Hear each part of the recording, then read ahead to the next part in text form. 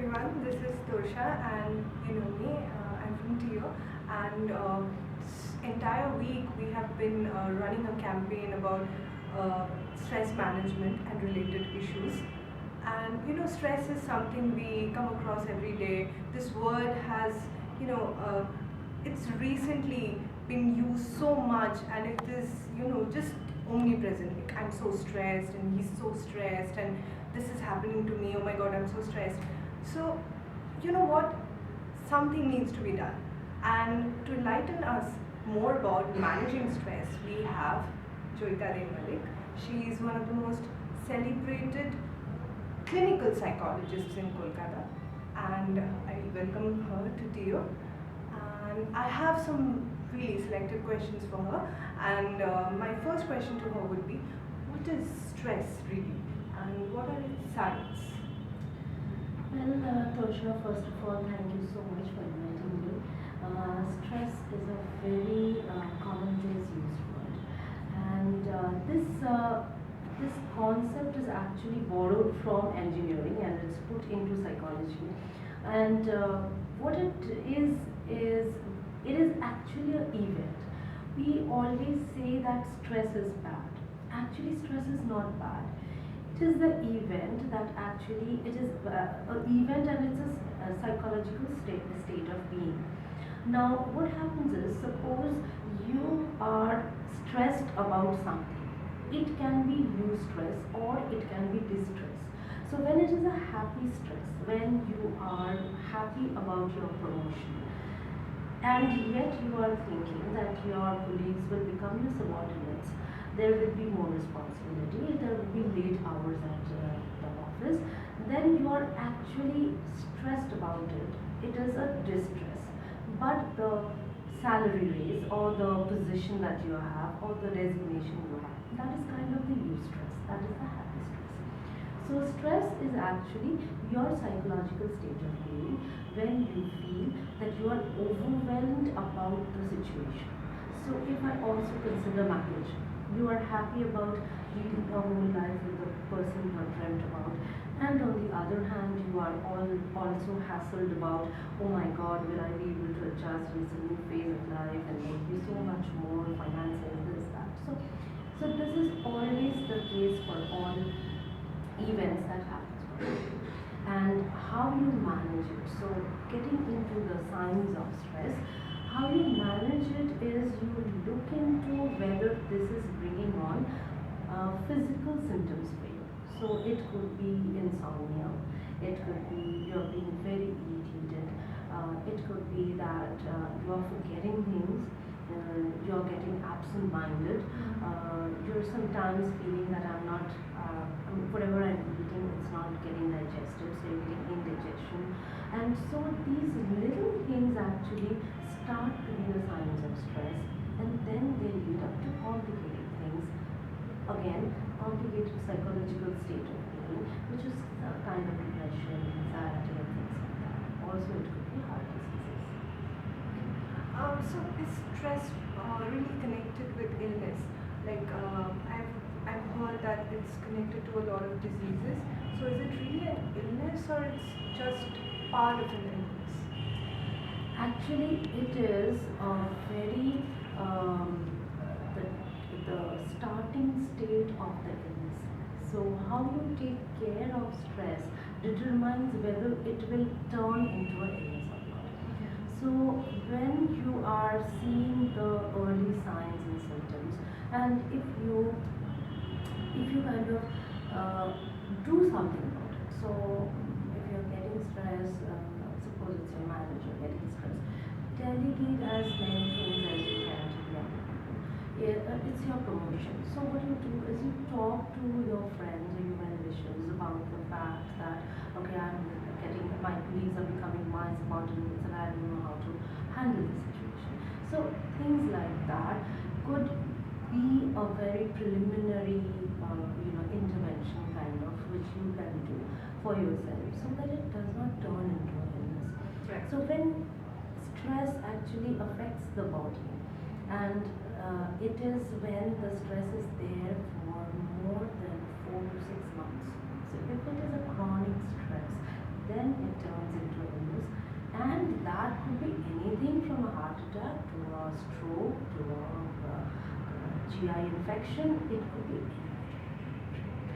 So we think it's this word stress is so adult and it's related to adults, but are children really are they aloof from this entire thing, the concept of stress?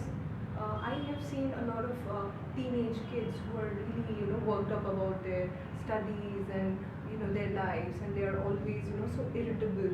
So do you think they are also stressed? well. You are straight away going into teenage. Let's backtrack a little bit. Right.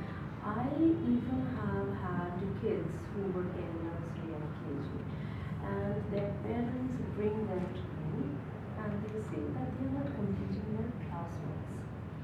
So, first of all, I was worried about the parents.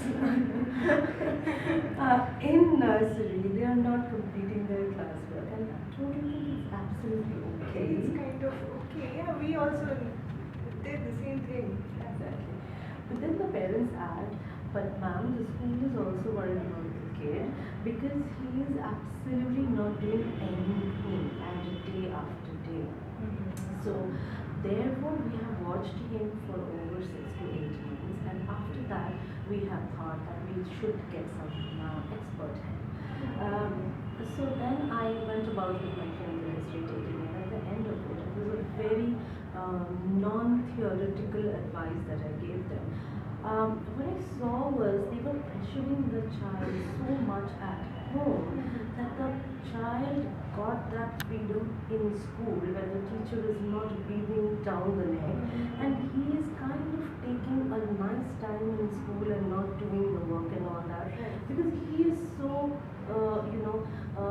sure that back at home I will be doing all these work already.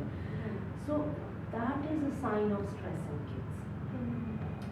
What I told them only is that stop all kinds of practice and revision at home. And within 2 weeks they came back to me and yes, he has started working at school. So these very little things gives rise to stress even in children.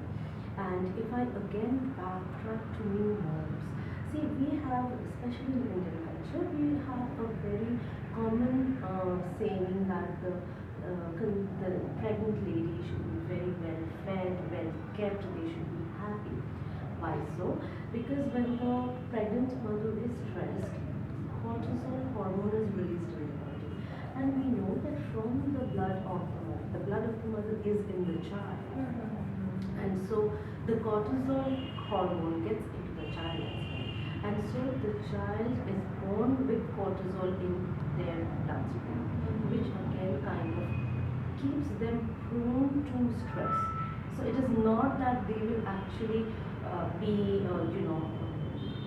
with less intellect, they will be with any deformities as such, but they will have cortisol level high in their blood, and therefore, see, the child who came to my clinic could be someone who had a lot of cortisol in their body, whereby this little environmental pressure actually increased his stress.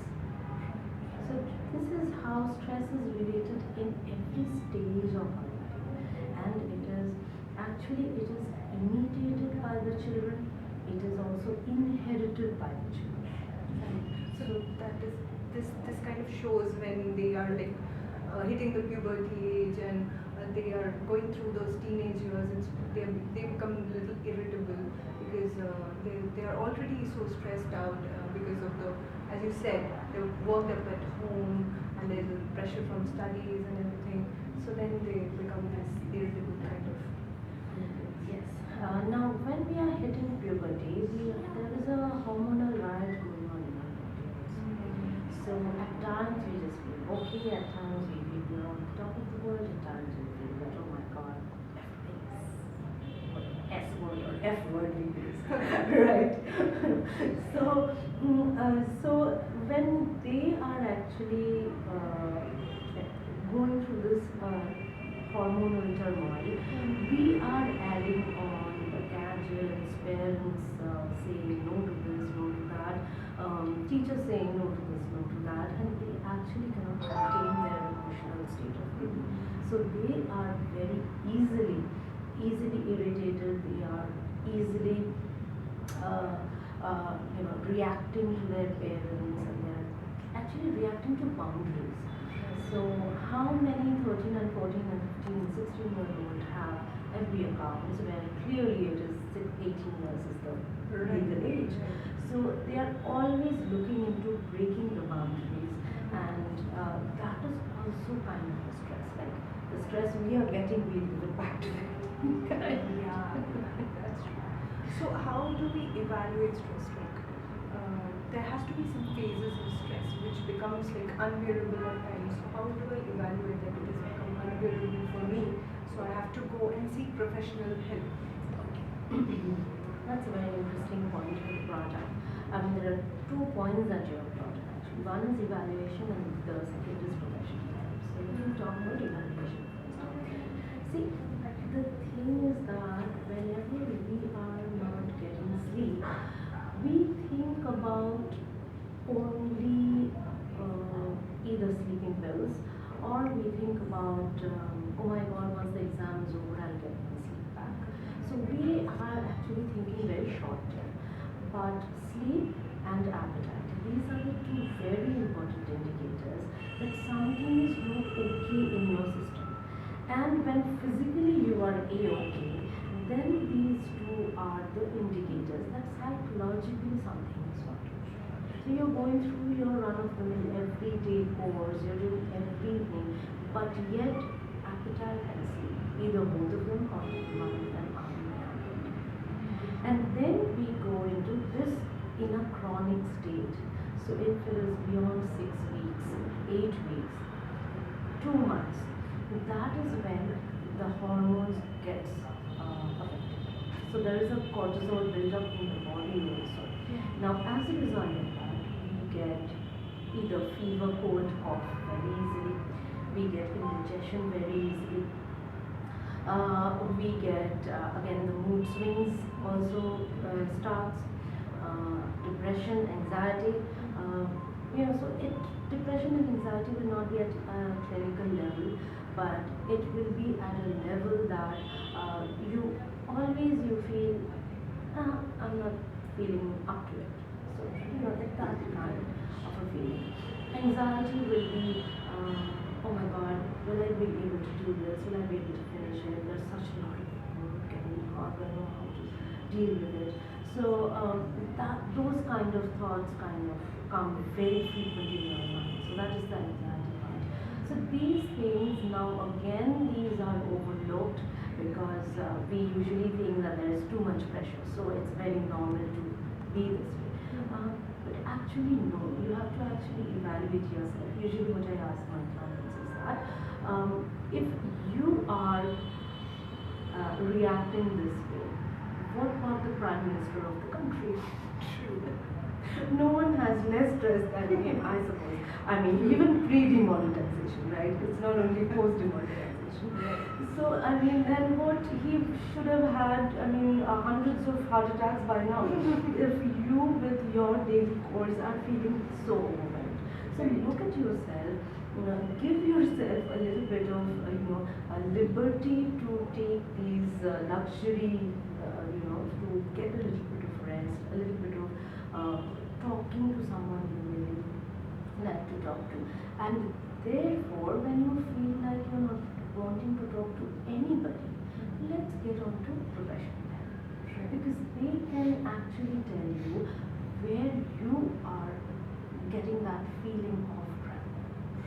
So that is when exactly. So if we take the example of Dear Zindagi, then Alia actually had, forgot the name of the character. Alia actually went in for insomnia and a breakup. Breakup she was not willing to say, but it was insomnia. So let's take care of ourselves in that. So it was not at all exaggerated.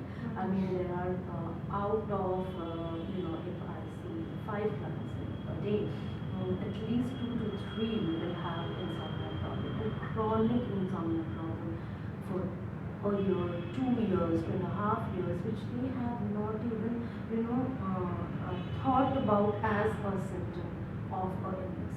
Right.